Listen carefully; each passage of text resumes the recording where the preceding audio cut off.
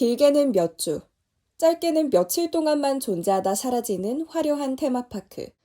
지금 대한민국은 바야흐로 팝업 스토어의 대유행 시대 속에 살고 있습니다.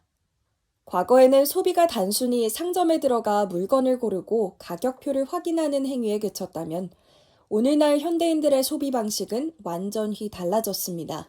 이제 사람들은 브랜드가 만든 독창적인 공간과 경험을 소비하고 있습니다. 2025년 국내에서 열린 팝업 스토어는 3,000개가 넘습니다. 이는 전년 대비 무려 80%가량 급증한 수치입니다. 그리고 이 거대한 공간 소비 트렌드의 중심에는 단연 성수동이 자리하고 있습니다. 국내 전체 팝업 스토어의 약 87%가 서울에 집중돼 있으며 그중 성수동이 위치한 성동구는 압도적인 1위를 기록했습니다. 명실상부한 팝업의 성지, 오늘날 우리가 마주한 성수동의 모습입니다. 성수동은 본래 수제화 산업과 중소규모의 공장들이 밀집해 있던 회색빛의 준공업 지역이었습니다. 2011년에 대림 창고가 오픈했고 그 옆에 자그마치라는 편집샵이 오픈했어요. 그래서 골목상권 관점에서는 그 두 가게가 첫 가게라고 저는 생각해요. 그 팝업 산업을 시작한 기업이 있어요. 그 뭐 프로젝트 렌트라고 그래요. 프로젝트 렌트에 누굴 만나야 되냐면 최원석 대표를. 그분이 저기 그 뚝섬 쪽에서 팝업을 시작을 한 거예요. 안녕하세요. 오프라인 미디어 플랫폼인 프로젝트 렌트를 운영을 하고 있는 최원석입니다.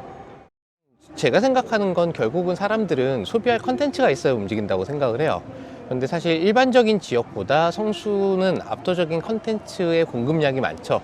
그리고 그 근간이 결국은 팝업인 것 같아요. 끊임없이 다시 와야 할 이유를 생산하는 공간이라는 생태계를 만드는 데 있어서 저희가 오프라인을 그런 식으로 써도 돼 라는 사실을 보여드렸고, 그리고 그거를 증명을 했고, 그러다 보니까 이 생태계가 형성되지 않았나 싶습니다. 로드샵, 결국은 사람들이 걸을 수 있는 거리여야 리테일 미디어라는 기능은 성장을 할 수 있다고 생각을 했어요.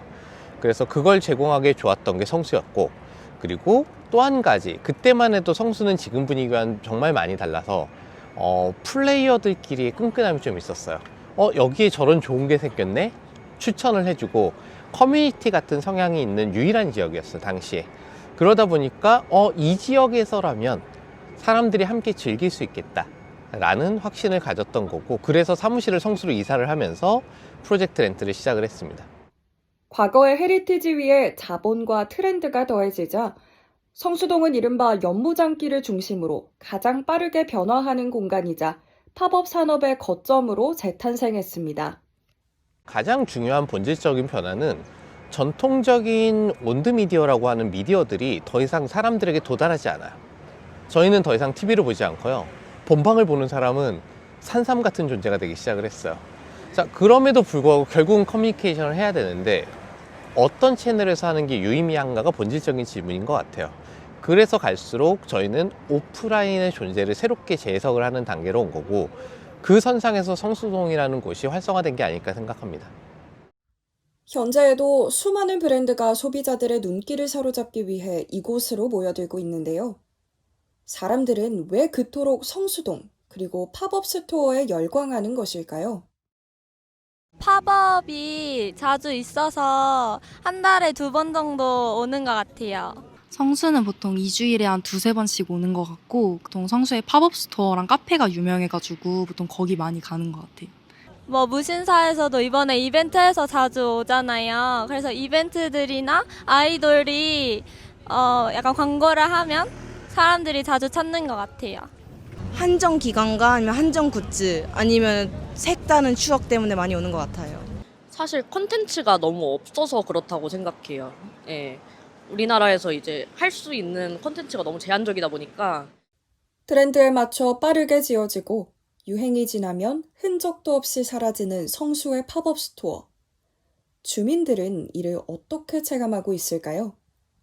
45년 살면서 제일 이렇게 핫하게 된 것은 지금이에요. 전 태어났을 때부터 여기서 살았어요. 지금 한 20년째 살고 있습니다.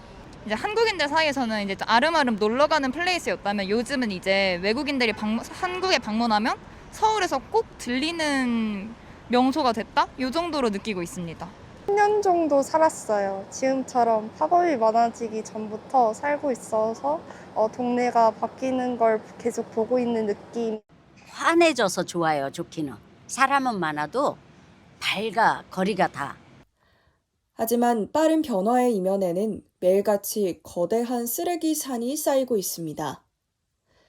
성수동 일대에서는 연간 1,200여 건에 달하는 팝업 스토어가 철거됩니다. 임시 매장 하나가 사라질 때마다 발생하는 폐기물은 평균 2.73톤입니다. 이를 해결할 방법은 공간의 변화 속도를 따라가지 못하고 있습니다. 저는 환경 문제가 제일 아쉬워요. 왜냐하면 뭐 쓰레기도 많이 만들어지고 막 화려한 게 되게 많잖아요. 그러면 나중에 저게 영원히 가는 것도 아니고 몇 달 뒤에 다시 또 사라지는 거 보면은 저 많은 쓰레기는 어떻게 할 것이냐. 그 새로 세워가는 그런 소리가, 소음 소리가 많이 들려요. 집에 있으면 이제 그런 게 아주 불편하죠. 근데 이렇게 이제 건설할 때 그런 걸 좀 어떻게 소리가 좀 덜 나게 해서 이렇게 공사를 했으면 좋겠어요. 먼지하고 소음. 먼지도 그렇고요. 지금 캘빈 클라인 팝업 스토어 겸 리모델링 공사를 하고 있는데 그 공사 중에 철거업을 담당하고 있습니다.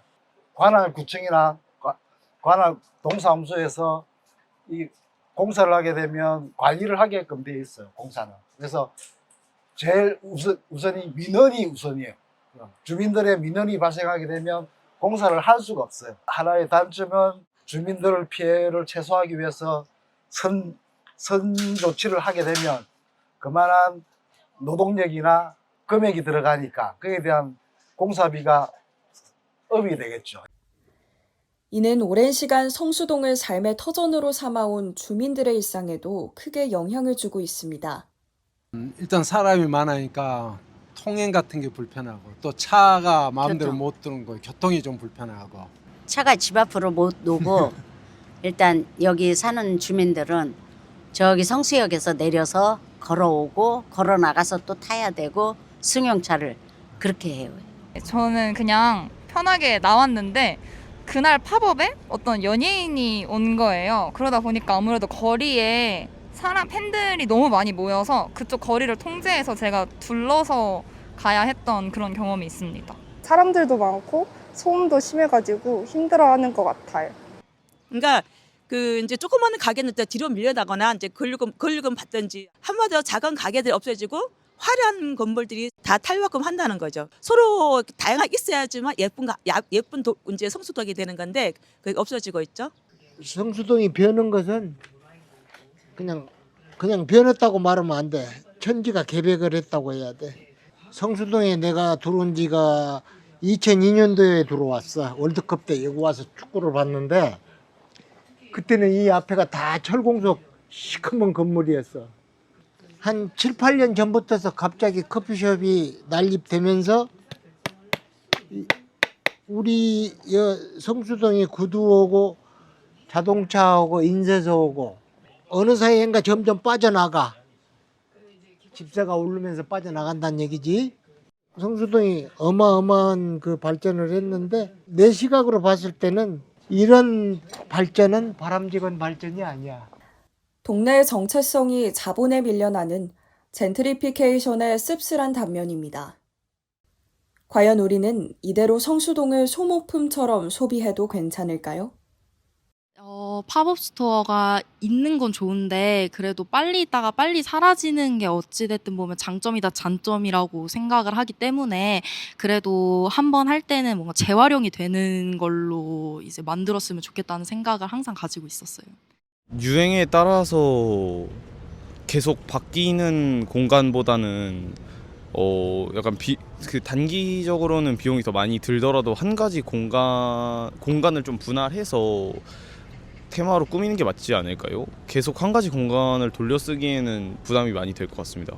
팝업이 그 어떻게 보면은 지속 발전을 갈 수 있을지 모르겠어요. 처음에 팝업이 또 많이 생긴다는 계기는 또 건물값이 임대료가 좀 쌌기 때문에 생겼거든요.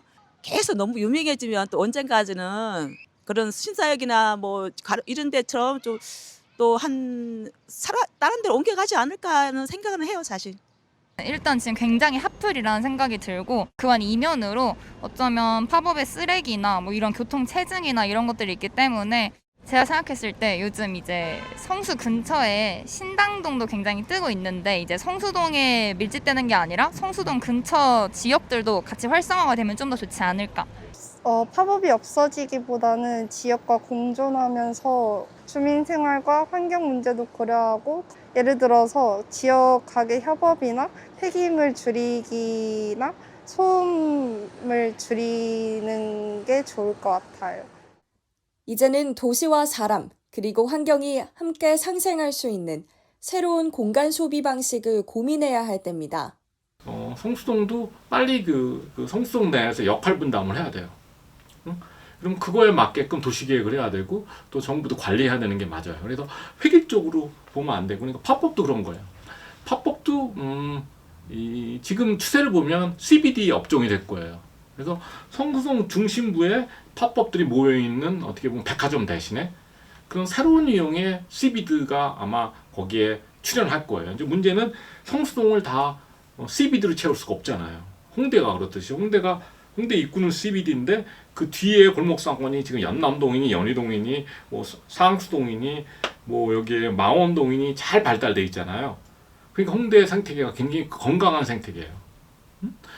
그런 식으로 성수동도 자리를 잡아야 되는데 말씀드렸듯이 이런 그 도시 전체에 대한 어떤 그 성동구 전체에 대한 구체적인 비전이 없다 보니까 거기서 성수동의 어떤 지역이 어떤 역할을 해야 되는지에 대해서는 아직 합의가 없는 거예요. 그래서 판촉 행사가 아니라고 하면 사실은 마케팅의 일환이면 메시지가 다 본질이에요. 그런데 메시지가 없는 경우들이 생각외로 많아요.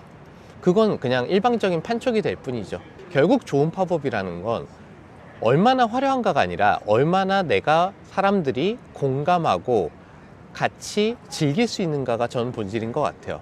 물성이 본질이 아니라 결국은 완성된 밸런스를 저희는 소비하기 때문에 이제 꼭 물성으로 모든 공간을 완성한다는 생각을 버릴 때가 되지 않나 싶기도 합니다. 근데 자꾸 CF 세트장처럼 놀라게 할 거야가 목적이 되는 순간 저희는 쓸데없는 쓰레기를 만들 수밖에 없어요. 그리고 들어가는데 비용 대비 사실 그렇게 유의미하지 않을 확률이 더 높아요. 그래서 그 관점에서 우리가 정말로 사람들에게 전달하고 싶은 이야기가 뭐고 어떤 피드백을 받아낼 거야 라는 관점에만 집중하면 좀 더 불필요한 일들을 줄일 수 있지 않을까가 첫 번째인 것 같고요. 그 다음에 설계하는 사람들도 마찬가지예요.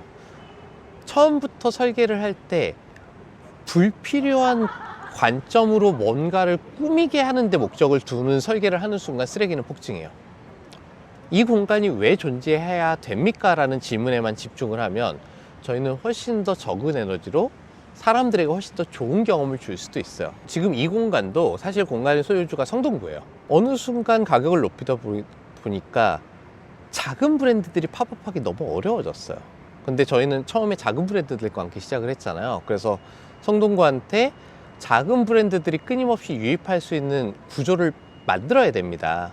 그래서 성동구가 가진 공간을 저희가 점유를 해서 어떻게 보면 안정성을 확보한 거죠. 그리고 저렴한 비용으로 팝업을 할 수 있는 공간을 오히려 다시 시장에 풀겠습니다. 이게 시스템인 거예요. 공공주택 공급하듯이 공공에서 그런 기회를 또 공급을 해버리면 그게 최고의 견제예요. 입장료 없는 테마파크라 불리는 성수동. 처음 성수가 낯선 브랜드와 도전적인 이들이 서로를 발견하고 함께 즐기던 커뮤니티였던 것처럼 브랜드와 방문객, 주민과 동네가 자연스럽게 어우러져 공존할 수 있어야 합니다. 반짝하고 사라지는 유행과 달리 공간이 가진 이야기와 관계의 힘은 오래갑니다. 그 본질을 지킬 때 성수는 비로소 오래 머물고 싶은 공간으로 남을 수 있지 않을까요?